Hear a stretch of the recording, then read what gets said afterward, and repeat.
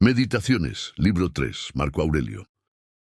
No se debe contentar uno con hacerse solo la cuenta de que acortándosele de día en día el tiempo de la vida, la parte que le queda por instantes se le va haciendo menor, sino que mucho más debe reflexionar que si más tiempo viviere,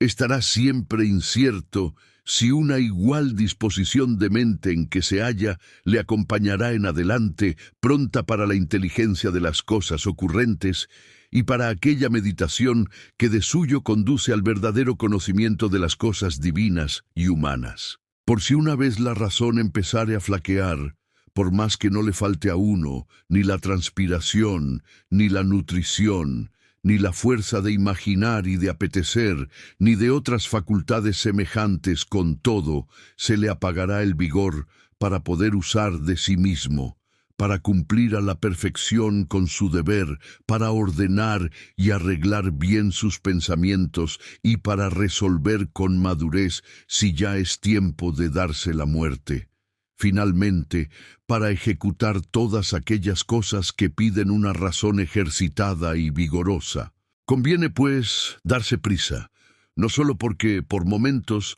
se va uno acercando más a la muerte, sino porque de antemano le va desamparando también el conocimiento y reflexión en los negocios ocurrentes. Ni deja de ser cosa digna de consideración que todo aquello que es como sobrepuesto a alguna obra principal de las que hace la naturaleza, lleva un no sé qué de gracia y atractivo particular. Lo mismo vemos que sucede al pan, que en el horno se abre.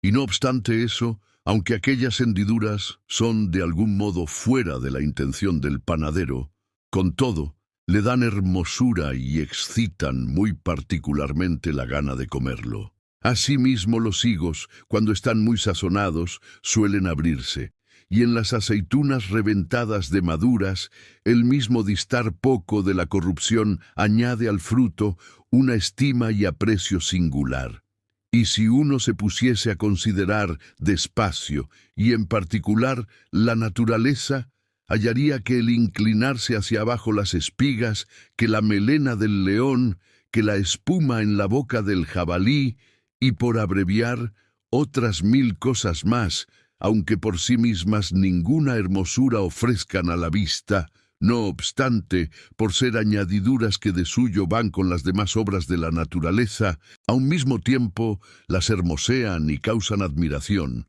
De modo que si uno tuviese un ánimo atento y fijase altamente la consideración en las cosas que se hacen en el mundo, estoy por decir que aún en estas, como consecuencias y adiciones naturales, nada se le presentaría que no le pareciese en cierta manera más agradable. Y así también aquella abertura de boca, vista en las fieras, a quienes es natural, no le deleitaría menos de lo que suele deleitar cuando los pintores y estatuarios la remedan e imitan al vivo. Y esto mismo podría, con ojos castos, mirar igualmente la amable belleza de los niños, que aquella madurez y gracia ya pasada que muestran en su semblante las personas de mucha edad. Y por último, otras muchas cosas de este jaez se le pondrían delante, las cuales no pueden ser del gusto de todos, sino sólo de aquel que se ha hecho familiar la naturaleza y tiene ejercitada la mente en la verdadera contemplación de sus obras. Hipócrates, habiendo curado a muchos de grandes males, enfermando él mismo, al cabo murió. A muchos predijeron la muerte los caldeos, y no por eso dejó de llegarles su día y destino fatal. Alejandro, Pompeyo y Cayo César, habiendo tantas veces destruido desde los cimientos muchas ciudades, y habiendo degollado en campo de batalla muchísimas miríadas de infantes y caballos, al fin también fallecieron ellos mismos. Murió Heráclito de enfermedad de hidropesía y cubierto de estiércol vacuno, sin que le preservase una prolija disertación sobre el último incendio del universo.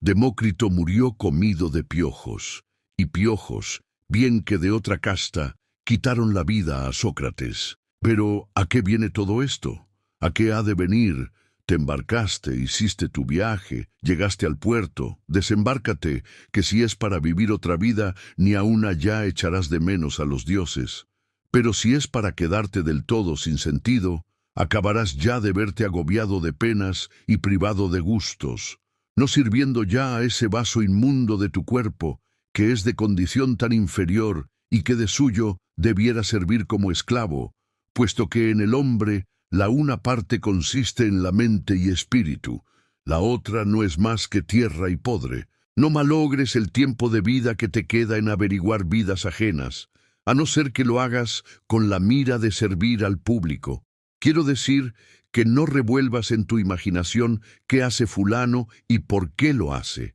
qué dice, qué piensa, qué maquina y otras cosas a este modo, porque la curiosidad de los hechos ajenos distrae a uno del cultivo y cuidado de su mismo espíritu. Es menester, pues, guardarse mucho que en la serie y discurso de tus pensamientos nada se entremeta de temerario y superfluo, y con más especialidad nada de curioso y maligno, y también acostumbrarse a meditar solamente en aquello sobre lo cual de repente reconvenido. ¿En qué piensas ahora? Pudieses al punto con toda franqueza responder, yo ahora en esto o en aquello pensaba, de suerte que por la tal respuesta al momento se dejase ver un ánimo en todo sincero y bondadoso, propio de quien ama la sociedad,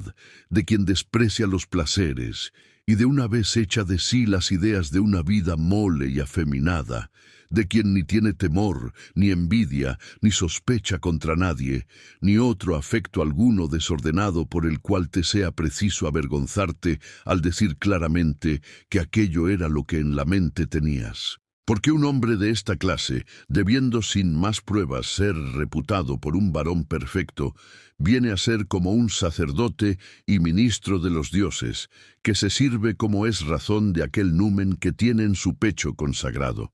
Esto mismo hace en un hombre tal que no se contamine con los deleites, que sea invencible en todo trabajo, exento de toda especie de injuria, ni le haga impresión alguna la maldad ajena, que sea un atleta glorioso en el más bello certamen, nunca vencido ni arrastrado de pasión alguna, empapado en la justicia y virtud,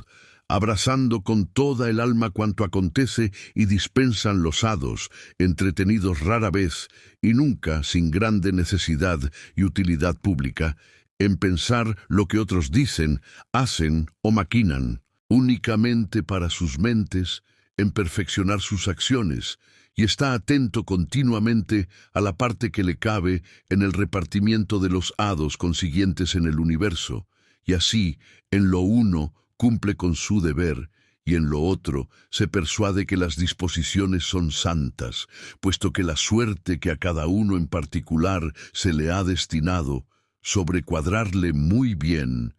al mismo tiempo se ve serle muy útil. Él mismo tiene bien presente que logrando todo lo que participa de razón, un común parentesco, también es conforme a la naturaleza humana el cuidar e interesarse en las cosas pertenecientes a su prójimo, pero no de modo que busque el aplauso y aprobación de todos, sino solamente de aquellos que sin disputa alguna viven conforme a las leyes de la naturaleza, porque respecto de los que no viven en esta forma, no se olvida jamás de cómo estos tales se portan en casa y fuera de ella, de día y de noche, y cómo gustan de revolcarse en un mismo lodo con otros sus iguales.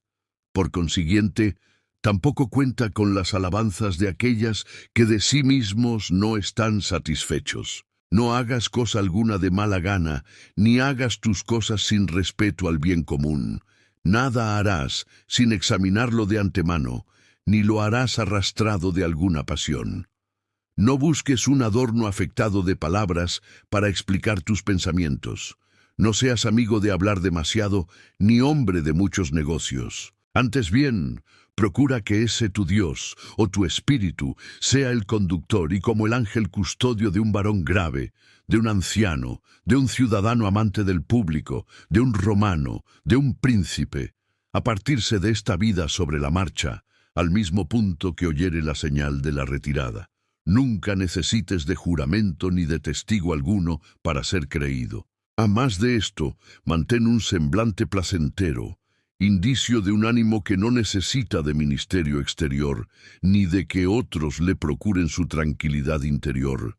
Es necesario, pues, que te mantengas sobre ti, no necesitando de otro apoyo. Si en el discurso de la vida hallares algo más recomendable que la justicia, la verdad, la moderación, la fortaleza y, para decirlo de una vez, de mayor aprecio que aquella disposición de ánimo en fuerza de la cual uno se conforma gustoso con la recta razón en la práctica de sus acciones y se contenta con las disposiciones de lado que no dependen de su elección. Si algo, digo, hubieres visto de mejor condición, abrazándolo con toda tu alma, goza enhorabuena de ese mayor bien. Pero si nada se te presentare más excelente que ese tu espíritu o numen en tu pecho consagrado, que es el que tiene a raya sus propios apetitos, que examina los pensamientos que se ofrecen a la fantasía, que se desprende de los halagos de los sentidos,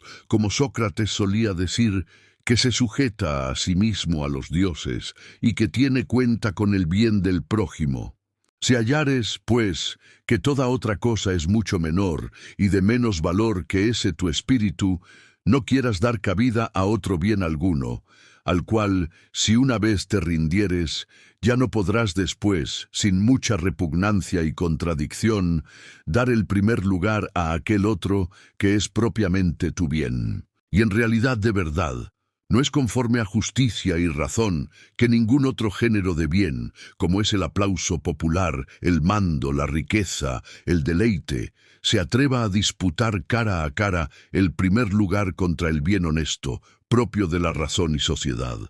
Bien entendido que si uno juzgare deber condescender en algo, por poco que sea, con cualquiera de estos bienes, ellos, de repente, enseñoreados de su corazón, lo arrastrarán tras sí.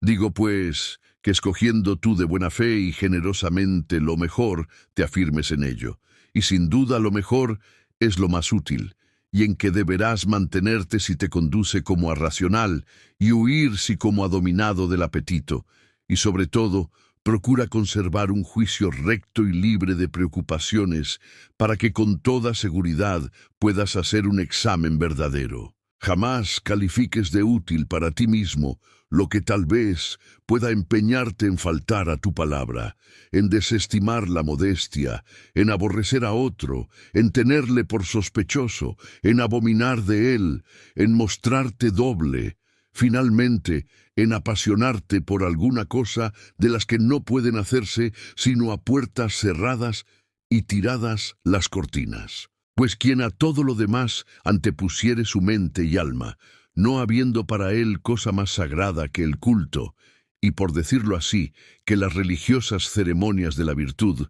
este tal no dará escena, no se entregará al llanto, no temerá la soledad ni el concurso, y lo que es más, no vivirá buscando la muerte ni huyendo de ella, persuadido que nada le va en que, por más o menos tiempo, viva unida su alma con su cuerpo. Porque si al mismo punto le fuese necesario partirse del mundo, tan expedito y desembarazado, se marcharía como si hubiese de ir a practicar con decoro y buen modo cualquiera otra función de la vida, siempre acostumbrado a precaverse tan solo de que su mente alguna vez rehúse los oficios propios de hombre racional y sociable. En el espíritu de un hombre muy moderado y cándido, nada hallarás corrompido, contaminado, ni ocultamente lisiado. Ni menos podrá la parca arrebatarle la vida en tal estado que no haya llegado ya al término de su perfección, al modo que podría alguno decir de una persona de teatro,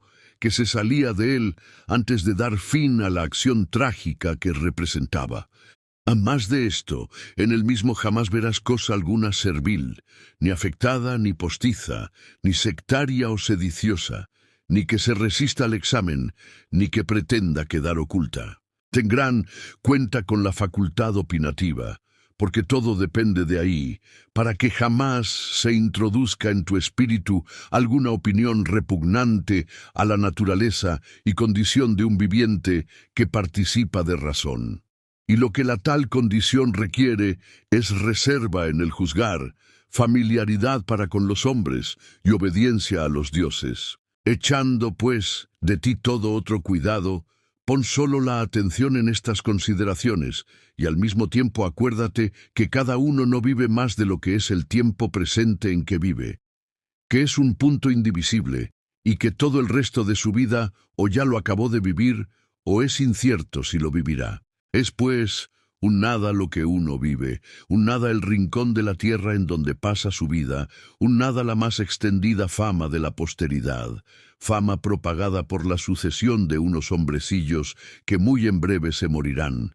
y que, no conociéndose bien a sí mismos, están muy lejos de poder juzgar de los que tanto antes murieron. A los avisos que llevo dichos debe añadirse uno más, y es que siempre se haga la definición o la descripción de aquello que nos presentare la imaginación, de modo que distintamente contemple uno cuál es su naturaleza, tomada de por sí precisamente, y mirada según todas sus partes, y que también diga para consigo mismo,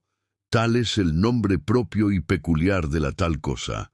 tales los nombres de las partes de que se compuso y en las que se resolverá. Porque verdaderamente nada contribuye tanto a la grandeza de ánimo como el saber examinar con método y exactitud cada una de las cosas que suelen acontecernos, y poder escudriñar siempre las mismas en tal conformidad que venga en conocimiento de cuál uso sirve la tal cosa, y para cuál mundo tiene su uso, qué estimación se merece comparada con el universo, y qué aprecio comparada con el hombre, siendo éste, como es, un ciudadano de aquella suprema ciudad, de la cual estas ciudades de acá vienen a ser otras tantas casas y familias. ¿De qué condición es? ¿De qué principio se compuso? ¿Por cuánto tiempo deberá naturalmente durar este objeto que ahora me configura la imaginación? ¿De qué virtud convendrá echarse mano para podérmela saber con él? Por ejemplo, si de mansedumbre, de fortaleza, de verdad, de confianza, de candor, de frugalidad o de otras semejantes. Conviene por lo mismo decir en cada acontecimiento particular, esto en verdad me viene de la mano de Dios. Es otro, sucede en fuerza de la coligación de las cosas y del hilo fatal de las parcas, por esta complicación de sucesos y por el acaso de la fortuna. Aquello nace de parte del tal, que es hombre de mi misma patria, de mi mismo linaje y mi amigo, pero que al mismo tiempo ignora lo que le corresponde según los derechos de la naturaleza, los cuales sé yo muy bien. Por esto me portaré con él con benevolencia y con justicia, conforme lo pide y exige la ley natural de la sociedad, si bien en estas cosas comunes de la vida no perderé de vista que debo tratarle correspondientemente a su mérito. Si tú, siguiendo la recta razón, hicieses lo que tienes entre manos con estudio, con empeño y buena voluntad, sin poner la mira en ninguna otra conveniencia ni diversión, antes bien, conservases tu espíritu por entonces tan puro como si ya lo hubieses de restituir a quien te lo ha dado. Si vuelvo a decir, llevares adelante tu obra no buscando otro bien ni huyendo de otro mal, sino dándote por satisfecho con hacer el presente trabajo conforme a la naturaleza, y con hablar con suma entereza lo que hubieres de decir, vivirás feliz y dichoso. Además de que no hay persona alguna que pueda impedírtelo. Al modo que los cirujanos tienen siempre a la mano los instrumentos y hierros de su profesión para las curas repentinas, así deberás tú tener prontos tus dogmas, ya para entender las cosas divinas y humanas, ya para hacerlo todo, aún lo mínimo, en tal conformidad como quien tiene presente la mutua relación que unas y otras cosas tienen entre sí.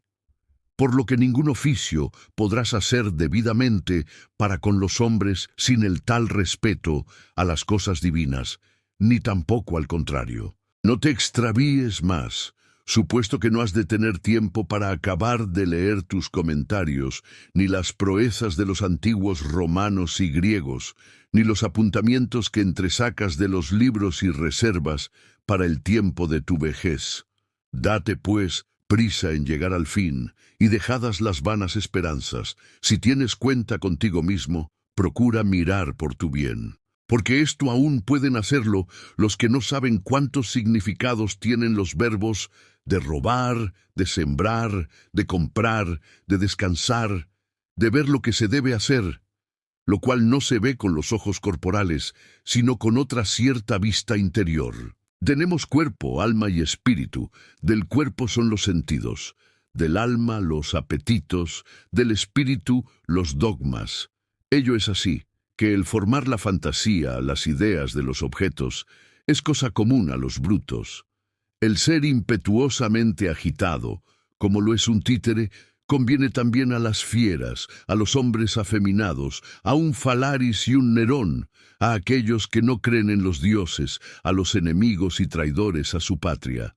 a aquellos, finalmente, que de nada tienen empacho después que cerraron la puerta. Ahora, pues, si todas las otras cosas son comunes a estos de quienes acabamos de hablar, resta que sea propio del hombre virtuoso tener a su espíritu por guía en aquellas cosas que le parecieren ser de su obligación, y abrazar con amor las disposiciones que los hados le hubieren decretado y urdido. Y el no manchar su espíritu, que a manera de un numen divino lo tiene consagrado en su pecho, ni perturbarlo con un tropel de imaginaciones, antes bien, conservarlo plácido y propicio, obedeciéndole con el mayor respeto y siguiéndole como a un Dios. Por fin, el que no diga cosa que sea contra la verdad, ni haga acción alguna contraria a los derechos de la justicia. Y si uno no fuere del agrado y satisfacción de los hombres, porque siga este género de vida sencilla, modesta y plácida, no por eso deberá enojarse contra nadie, ni desviarse de aquel camino que conduce y lleva al término de la vida, al cual es necesario que uno llegue puro y tranquilo, desembarazado y sin la menor repugnancia con la propia suerte que le cupiere. Si te ha gustado, no olvides dejar un like. También suscríbete para el cuarto libro.